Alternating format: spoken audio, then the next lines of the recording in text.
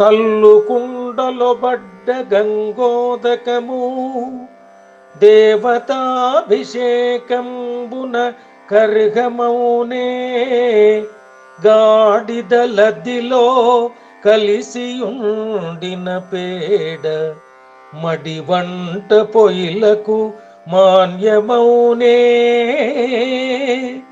పందుల బురదలో పలబడ్డ సమిధలు హోమానిక విపెట్ట యోగ్యమౌనే వేశ్యదాసీలతో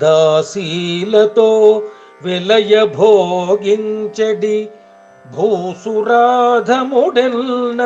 పూజ్యుడౌనే రక్తమలమూత్రమయ శరీరమును చేరి ఉన్న జీవుండ నేనేమి ఉత్తముడను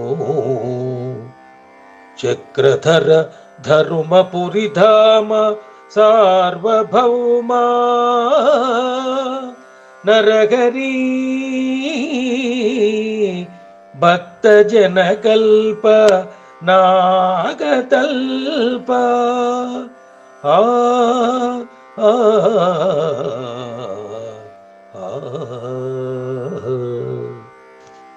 భావం.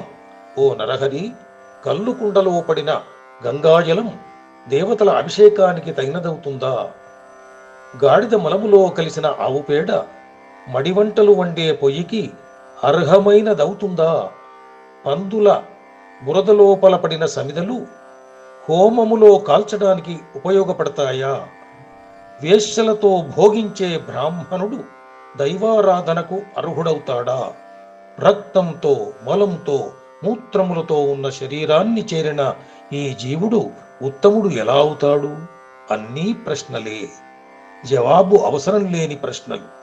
సాధారణ పల్లెల్లో కళ్ల ముందు కనిపిస్తున్న ఉదాహరణలతో భక్తి తత్వాన్ని, ఉత్తమ జీవన విలువలను కలగలిపిన సందేశాలను వరుసగా పేర్చి సమాజానికి అందించిన శేషప్ప అత్యుత్తమ వ్యక్తిత్వం కలిగిన కవి అనడంలో సందేహం లేదు.